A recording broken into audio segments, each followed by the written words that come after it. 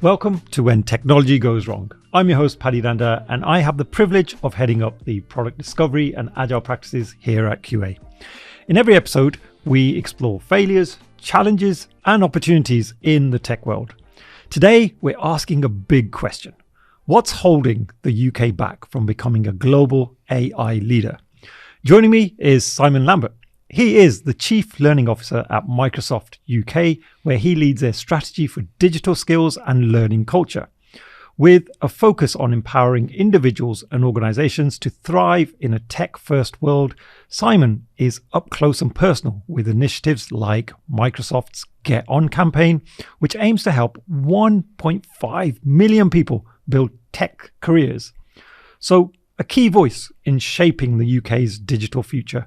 Simon, such a pleasure to have you on the show today. Thank you for joining us. Thank you for inviting me. I'm in my Microsoft team colors today, so came prepared for this episode. And yeah, I'm really excited to dive into this particular topic. We're going to be exploring the UK's potential to lead in AI innovation and adoption, and more importantly, dig into what's standing in our way.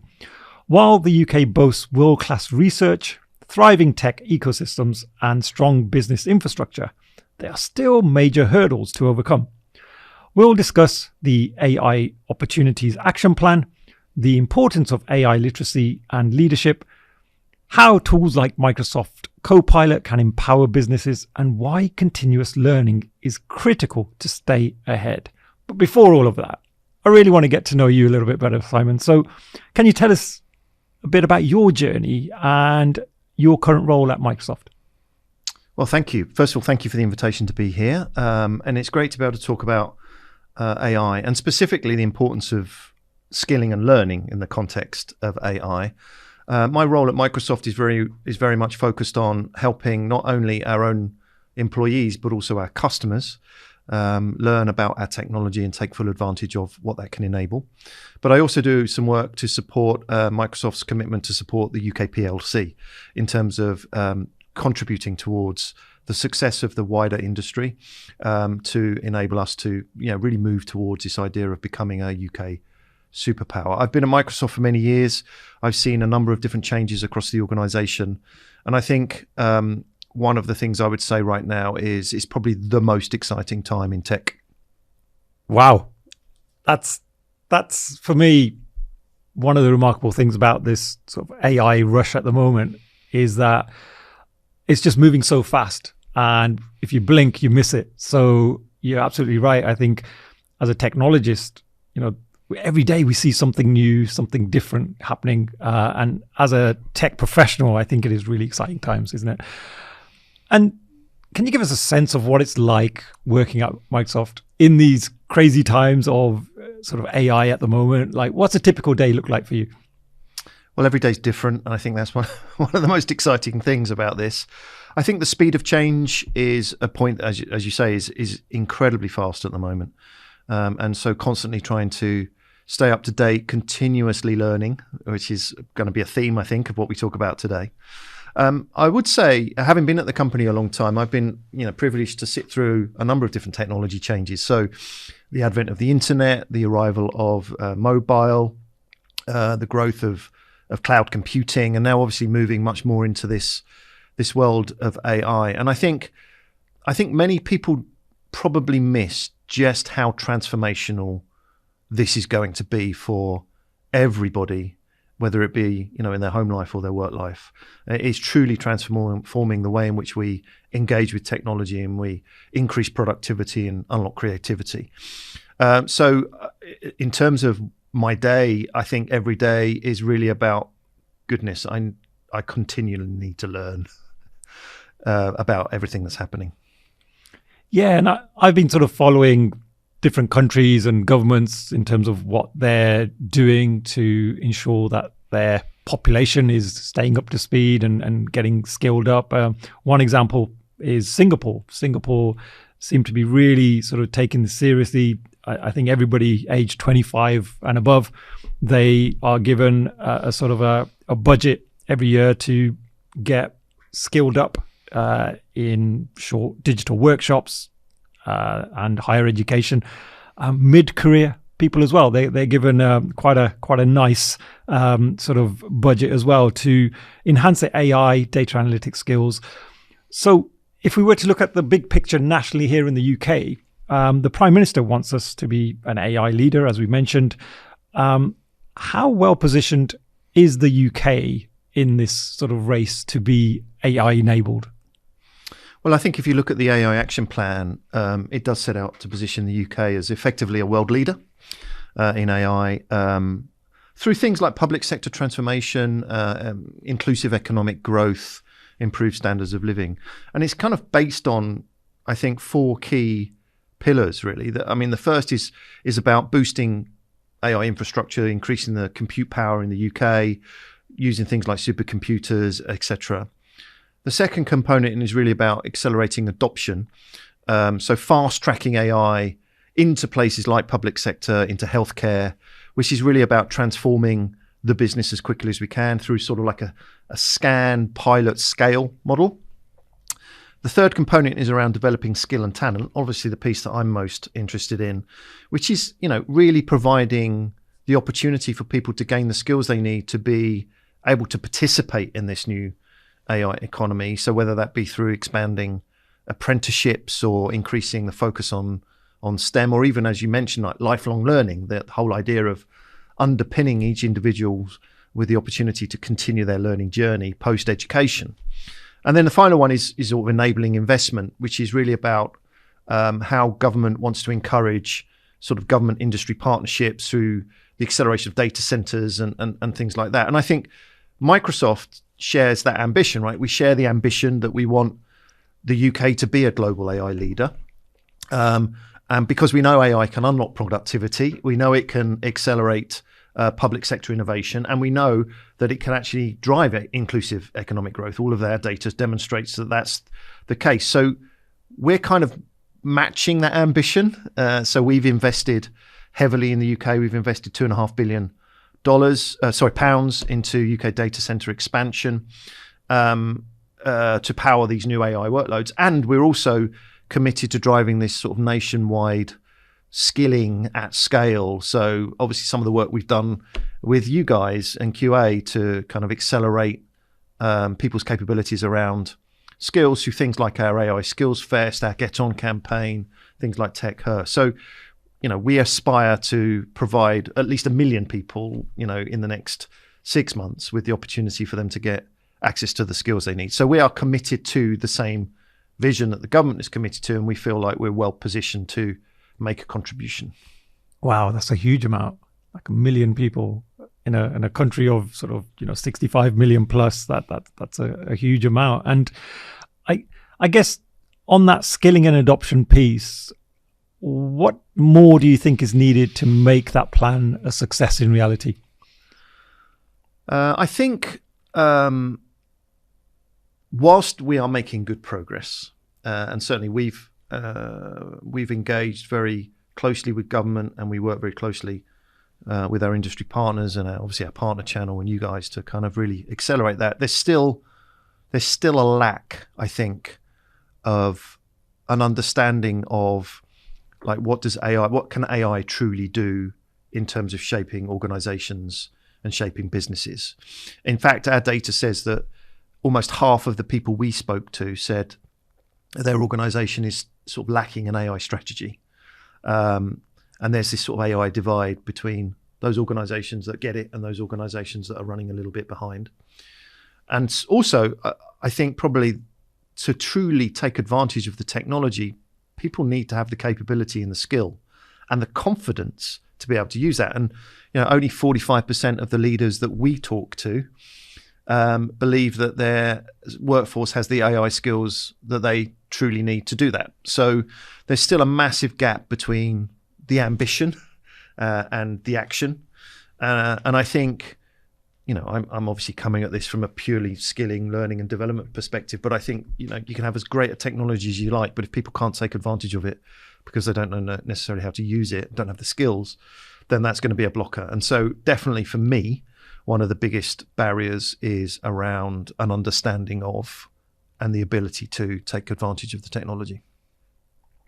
Yeah, I mean, lot of people I talk to as well, they're sort of figuring this stuff out as we're going along. And I know at QA, whenever we've looked for AI talent, it's sometimes really difficult to find, just because the talented people are either already taken up or people just haven't got that knowledge just now. So it's a huge, huge problem at the moment. Are there any priorities or tactics missing from the plan, do you think? And are we overlooking anything? Well, I think that I can, rather than talk about the government plan, I can talk about what we think is important. And I think AI literacy is one of those things that people talk about a lot in terms of having a basic level understanding of AI. But I think it's really important because typically in a technology transformation, it's usually been at the sort of like at the heart of the technologists. So, the IT professional, the developer, they're the people that have been really leading kind of these transformations. And I think for the first time, because of the way in which AI is, and certainly generative AI, is contributing to the way we work and the way we live, it actually affects everybody. So one of the things I think that we need to get right is we need to acknowledge that it's not just a certain subset of people that need the skills to take advantage of this technology. It's every worker, it's everybody, it's every learner. And so this idea of transforming a business, you need to reskill and upskill and get people understanding the capabilities that AI will enable them to have. So this isn't just limited to one department. This is a cross-company initiative, and it has to be. Otherwise, people aren't necessarily going to be able to take advantage of it. I do think the one interesting observation I would make around this AI transformation is, we've worked in a particular way for 50 plus years, right? And when you think about some of the data we see through our work trend index, which is a piece of research that we do once a year, there is an emerging capacity gap, right? There's too much work to do and not enough time to do it. In fact, if you look at it, leaders say that something like there needs to be a 50% increase in productivity, but yet 80% of the workforce say they don't have the time nor the energy to do it. So I think also understanding how AI Copilot agents can fill part of that capacity gap is a really critical thing when organizations are looking at transforming, because then that will enable and free up humans with agency and creativity and innovation to really do the thinking that needs to be done and take away some of the mundane work that needs to be done. So I read a stat that there was something like we have Microsoft 365 data that we can see, usage data. And what our data is showing us is that employees are interrupted every 2 minutes during the course of a work day. And that could be email, chat, phone call, whatever. But our workflow is interrupted that many times. And actually, we're seeing an increase in interruptions and chats outside of the work time. On average, me, and people were getting like 58 extra chats outside of working hours. And so this is putting extra pressure on the knowledge worker to effectively get their work done. So when we're thinking about what needs to change, I think there needs to be a recognition that we need to kind of rethink how we work. Yeah, it just reminded me of a great book that I've been reading, which is called Attention Span by a lady called Gloria Mark. And she talks about the interruptions, but then it takes about 20 to 25 minutes for us to get back in the zone, to get back in that state of mind that we were before we had the interruption. And so, 58 times is huge. And then you think of all of the cost of getting ourselves, realigned again with the work and being productive again. That's a huge cost, isn't it, in a typical day? And if we think about, 8 hours a day is typically what we work, that must eat into a lot of minutes throughout the day. You mentioned about Microsoft's Get On initiative. Just for anyone out there who isn't familiar with that, could you just give us a sort of a sense of what it is? How did it start? Well, it dates back to 2020, to be honest, post-COVID, where obviously there was a huge amount of people impacted by through that time, and so we wanted to make a contribution towards getting the UK back on track. So we made a commitment. We made a commitment to say, look, people need digital skills to be able to take advantage of technology. This was sort of prior to generative AI coming to the fore. So we made a commitment to skill 1.5 million people with digital skills that would ultimately give them the opportunity to find their way into a technology job. And we've actually hit that commitment. So we hit that commitment at the beginning of this year. But in 2023, we recognised the emergence of AI and the importance of shifting our focus onto that technology. And we made a commitment then to skill another 1 million people on top of that in terms of AI skills. And we are on track to kind of achieving that before the end of this calendar year. So what we're trying to do is to give people access to the skills they need to take advantage of this new technology. And as I say, it's not just the few that need to take advantage of this technology. It is pretty much every person and every organization. It shouldn't be just limited to the tech savvy. It should be elevated to every worker everywhere. So, that's what we're trying to do through the commitment we've made. And we've worked very closely with QA, actually. You've been such an important and strategic partner in helping us deliver against these initiatives. We've run in the past things like boot camps. So we partnered with running government boot camps, enabling people to gain access to the skills to get themselves into tech jobs. We've obviously run various different programs with you, like Tech Her, which is all about encouraging women to get back into tech. And obviously you've done a huge amount of work on apprenticeships and building Copilot and generative AI skills into your apprenticeship pathways. And so we're thrilled to be able to to continue to partner with you on achieving this vision and basically trying to provide as much opportunity for as many people as we can to truly take advantage of this new technology, generative AI. Yeah, I mean, look, likewise, I think from a QA perspective, it's a privilege working with you guys, and I think with the task at hand, it's so big that having that ecosystem of partnerships and having that different levels of expertise. You've obviously got the subject matter experts who are building the tech and building the products, and then to get that out into the world and in a way that's understandable for people and digestible for people. I think that's where that kind of that learning mindset comes into it, and that's where QA is able to kind of bring in those SMEs. So it is a real partnership, and I think that's what's needed, isn't it, to get this out there into the public in a way that people do feel comfortable and they do sort of pick it up and start using it for good. Now, I think for me, leadership is an interesting area. On the one hand, there's the technical side, but whether it's technical leaders or CEOs, what's their role in driving the adoption across the UK? And what are some of the do's and don'ts from a leadership perspective? Well, I think leaders have an incredibly important role to play to set the tone for the organisation. So the first thing I'd say is they need to skill themselves. They need to take the learning and get familiar with what AI can potentially do for their business. And they need to then recognise how that potentially could create opportunity for them within their business. I mean, AI is a great solution that solves many business problems, and I think the most important thing is to recognise which problems it is that you want solved and how you can effectively use AI to do that.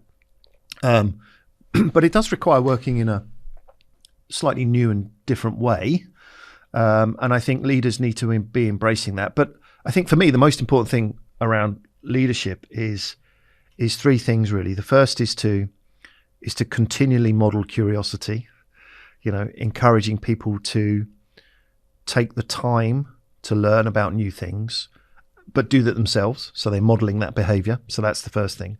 I think the second thing is to acknowledge that people need time to learning. Biggest challenge we face, even in our organisation and in a number of customers I talk to, is employees don't have the time to do the learning.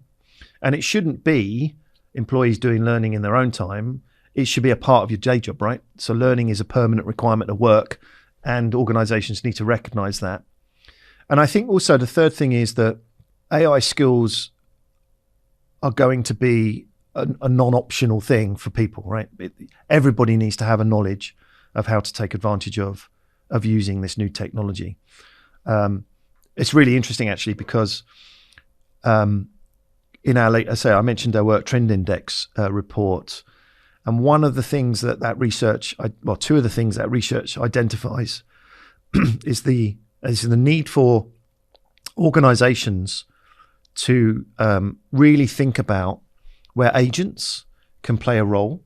So creating this, or flipping even the organizational chart, because you can think about how you have this idea of a new agent human ratio. So which bits can be done by agents, which bits need to be done by humans, and how do they complement each other? So that's a really important thing a leader needs to think about as they're thinking about reshaping their organization. And the third thing is around building capability for everybody to become an agent boss, because, having a set of capabilities to be able to run both a human and a digital team is probably a different set of capabilities that you've got today. So I think there's some really interesting opportunities for leaders, but they've got, my guidance, my recommendation is you've got to set the right tone and model the right behavior. And curiosity has to be at the heart of that. That's music to my ears, because I'm a big advocate of human skills. And I think for years we have sort of been fixated on technical skills and especially in tech. And I think with AI, it's really flipped that coin and changed things up a little bit. Being an agent boss. Yeah. Tell me more about that. What does that look like? Well, I think it's different for every organization, but I think if you think, again, our research that I mentioned, our Work Trend Index, identified this idea of a frontier firm.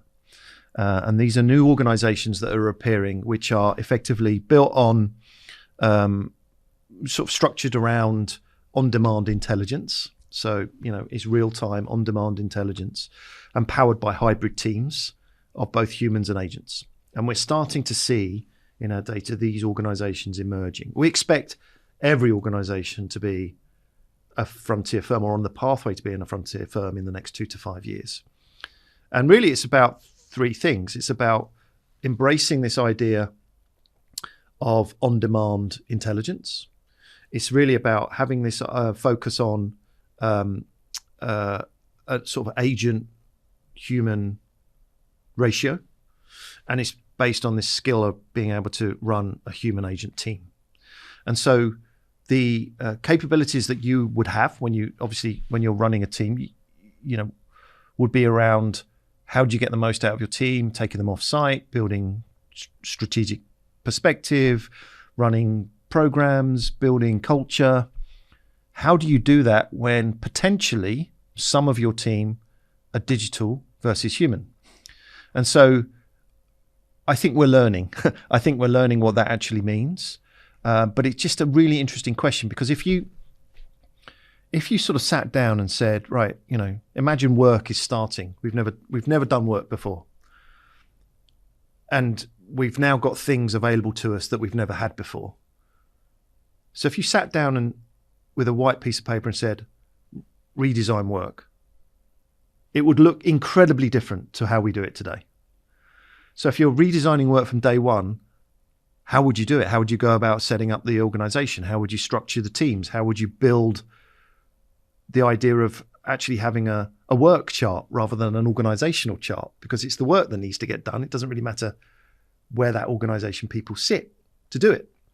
So I think the research is incredibly interesting, and there's maybe we can provide a link to it during the course of the conversation, but it just really starts to get people to think about differently, really, around how do you use agents to scale, and then what does it mean to have agents as part of your team? And I think it really does challenge some of the traditional, role competencies that you would expect to see in any organization. Oh, I love that. Work chart versus an organizational chart. That would be interesting. And we'll look to put the link in the show notes as well. So folks, don't worry. You'll have access to that. Now, skills are obviously key. For organizations listening, what do they stand to gain from upskilling done right? And what are the consequences of failing? I think probably it's important to recognize responsible AI. And I think when you're creating a technology that can change the world, it is incumbent on everyone to use it responsibly.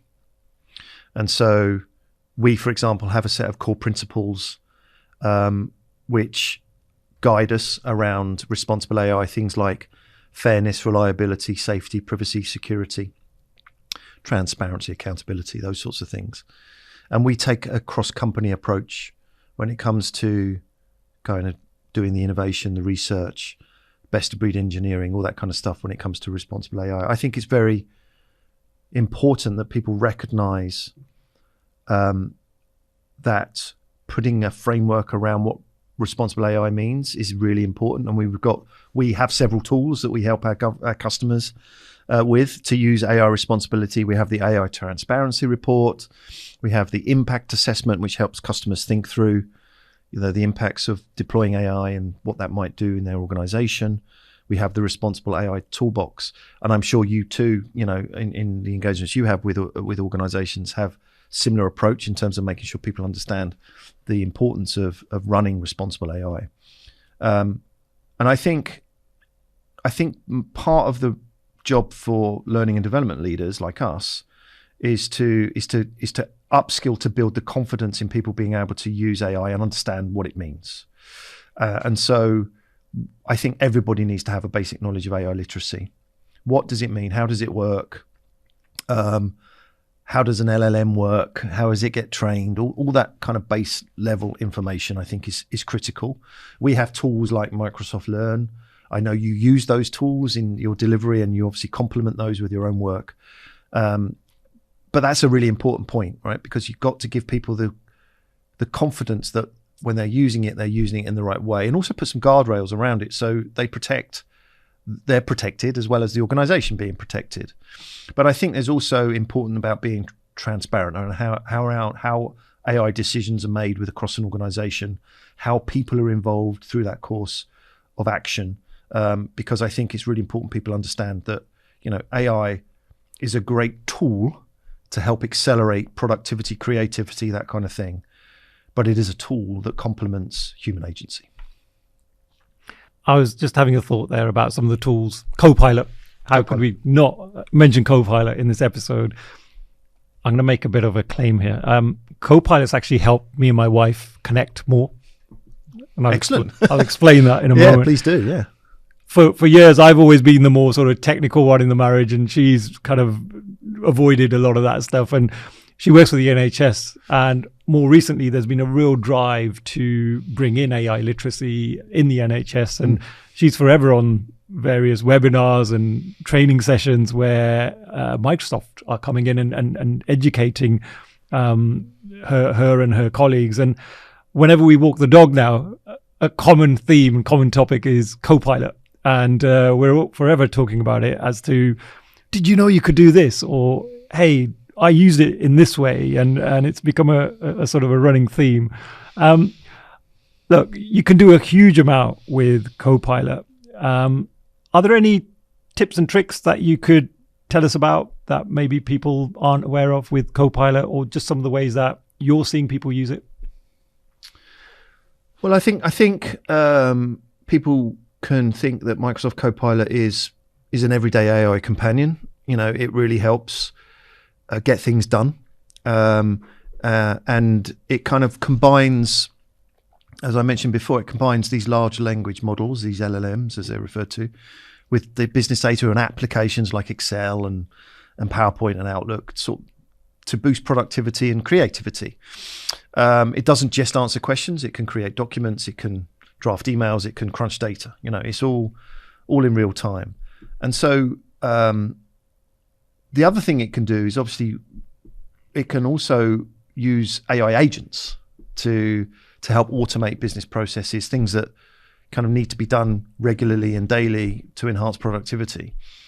And so some great examples I've seen is we have a researcher agent in Copilot. It knows it knows your work. So effectively, if I want to go off and say, hey, look, I want an onboarding document for somebody to come in and do this role, my role in a different part of the organization, or can you tell me what that might look like? It will go off, figure out what I do, figure out how I spend my time, come back and provide some recommendations. I mean, that would take me ages normally to write that kind of thing. I can write, these are work related ones, right? But, I can say to Copilot and researcher, help me write a report on my performance, right? In terms of what I've done against my objectives and how I've delivered against some of the goals that I set myself at the beginning of the year. I think it's endless, really, in terms of what you can do. I mean, one of the things we talk about is the ability to write a great prompt. And I think you have to experiment with these to see exactly what you can and can't do and what it comes back with and how you refine that prompting skill, because it is a skill to really get the most out of Copilot. But I love just small things. I often I'm late for meetings, usually Teams meetings. So I'm often running 5-10 minutes behind. So I can join a team meeting 5 or 10 minutes late and just quickly ask Copilot, what did I miss? And so it gives me an update on what I've missed in the first 10 minutes. So I'm caught up really quickly. I use that an awful lot of the time. I also use, I use Copilot to plan my family holiday. I've just come back from holiday and it's like, look, I'm looking for this. I want to go here. I want something hot. Can you make some recommendations? And it went off and found some fantastic potential holiday and vacation spots. So I think there's so many different examples. I mean, you talk about the NHS, which I think it's amazing to see what they could potentially do or what they're doing with Copilot. If you look at the Oxford University Hospital NHS Foundation Trust, they're now using Copilot and reporting that they're saving between 1 to 4 hours per week on administrative tasks, which means their workers can spend more time on their patients, right? If you come out of the healthcare space and look at potentially like Vodafone, big company, they've got huge amount of Copilot licenses that they're using, and they're seeing an average saving of 3 hours per week, increased productivity, with 90% of the people saying, I love it. I want to continue working with it and praising the benefits. And we're seeing increased Copilot usage across customers in many different industries, and it's driving real business value for them. And they're coming back to us and saying, hey, look, how can we use it more? And so I think the limit is really, well, there's no limitation. It's just, how do you want to effectively maximize the impact through what can you automate? What can you build an agent for? How do you use it to accelerate getting things done and increase your own productivity? Oh, I love those. Fantastic. I'm going to steal your tip about meetings because I'm always late as well. I think that's just something I've had in my DNA. So look, here at QA, we believe in flexibility, and one of our sort of pillars is about providing more ways to learn. Do you find this important when it comes to injecting AI user skills? Yeah, I do. I think, well, you'll know this, everybody learns differently. In fact, and I've talked a lot about this in various different other podcasts, people don't always acknowledge when they're learning. And so this idea of having no time for learning, it frustrates me a little bit, because I think people are learning every day, multiple times a day. They just don't acknowledge it as such. Whereas, if you go on a course or you attend or follow through a learning pathway online, that's learning, right? But so everyone's learning all the time. And I think there's definitely, and what AI is doing is actually making us think differently about ways in which people can learn. So introducing new modalities, bite-sized learning, opportunities for people to experiment. I think that's really important, especially in the context of learning a new technology. You've got to be feeling comfortable that you can experiment in a safe space. And I think that's coming back to the leader question you asked me. That's really important for leaders to set that space up and encourage experimentation. And it's okay if things don't quite go right, because that's all part of the learning process. So yeah, we try and encourage our own people in Microsoft to, learn through a variety of different means, including actually using AI as an assistant to help you learn. And we've run things like learn challenges, to try and encourage people to kind of accelerate their own learning, and they've gone down incredibly well. But there is no one modality that works best for everyone. I think everyone's got their own learning style, and I think it's recognizing that style and then trying to factor that into your day, which is really, really important. I see a lot of YouTube channels that are really focused on sort of showing the capabilities of AI, and it's really interesting. The demographic of many of those channels is fairly young. You've got these young people who are really embracing it. They're experimenting, as you mentioned, and really giving it a go. And then you get old dinosaurs like me who are a little bit reluctant at times, maybe where we don't always have the time. But it's great to see. And I'm being inspired by young people and the way that they're using AI. And it's great to see. And for me, when we talk about learning, and you mentioned there, traditional ways of learning, I think a great source of learning is looking at those young people and actually flipping it a little bit, letting them be the mentors of people who claim to be experienced in terms of their profession. Because when it comes to AI, we're all kind of novices at the moment, aren't we? Many of us are. Yeah, I think so. I also think that if you think about the way in which the labour market, the job market, is set to shift, like with any new technology, right? Opportunities come along. Some jobs change, new jobs are created, and I see no difference here. It's AI is going to be playing a major role in that. But there is, I think, also our data suggests through the Work Trend Index and other stuff that we've done, leaders are reporting a real talent shortage for key AI roles across industry. So I think as more employees are having an eye on a career move, managers typically are saying that having an AI aptitude is probably better than having experience. So I think you're absolutely right that these early in profession people that are coming, who have got no fear when it comes to kind of embracing technology, will help raise the bar, in terms of accelerating the adoption. But I think we have to acknowledge that everybody learns differently. I think that's the really important point I'd make here. And my job as the CLO at Microsoft UK is to effectively provide the opportunity for people to learn using whatever modality is right for them. Yeah, and as we wrap up, a couple of final nuggets of wisdom that I'd love to tap your brain for. So, there's going to be some business leaders out there who are still a little bit hesitant about adopting AI. It's a big change.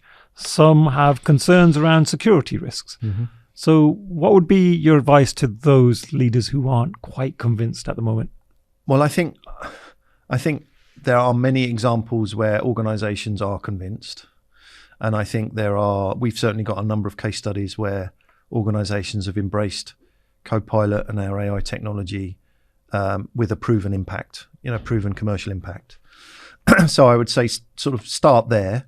And I would also kind of, challenge them to think about where do you think AI could potentially contribute to your business? Because I think the most important thing is to start. And the idea of starting and moving quickly through to roll something out at scale is really important, because that's the only way you're going to start to see whether these things are truly beneficial. But we've got many examples where they can. Knowing why you're adopting AI, I think, is a critical component.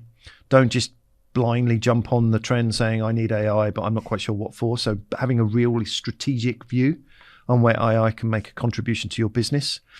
Upskilling AI across the whole business. Don't just kind of focus on one particular audience across your business, because everybody needs to take advantage of the technology. And for that, you need to continually enable a culture of learning where people feel empowered to be able to go and do that and have the time, the space, and the permission to do so. And there are a whole host of tools, and that we provide, and also organizations can come and talk to QA specifically about your experiences of helping organizations and businesses transform their business around AI too. So I would encourage leaders to think specifically around where is the strategic value that I can put AI into my business, and ultimately what do I need to do to accelerate that change. But I do think that there is a risk of getting left behind if you don't embrace or think about how to embrace this technology moving forward. And so there is definitely learning, go and learn about AI and what it could potentially do for your organization. Yeah, and finally, talking about learning, let's imagine it's 2030. So we're in the future. The AI action plan, Microsoft's Get On program, QA's training mission have achieved the objectives that we set out. How do we know that it worked, and what does success look like? In terms of when we look at the idea of embracing AI, I mean, we're effectively wanting everyone to be able to participate in the AI economy. And that means that everyone feels like they can. So I think we want to provide them with the skills and the capabilities to enable them to have the confidence to be part of whatever that future looks like. And of course, things are moving so quickly, Paddy, that it's impossible to predict what the technology will look like in the next 5 years, 5 minutes. So I do think that it's almost like, how do you get yourself ready for whatever's coming in the future? And I would say the skill you need is the ability to continually learn. Because if you can continually learn and embrace this new technology and embrace new ideas around it, then you're going to be in a great position to be able to take advantage of whatever the future looks like. Oh, brilliant. I'm going to finish off on one of my favorite quotes from Jim Quick. And he says, if knowledge is power, then learning is a superpower. And I think that's been a common thread in this particular episode. So, Simon, I just want to thank you for your time today. I think you've shared a ton of insights, and hopefully the listeners will sort of be inspired to continue that learning journey as we mentioned. But yeah, thank you so much. Thanks, Paddy.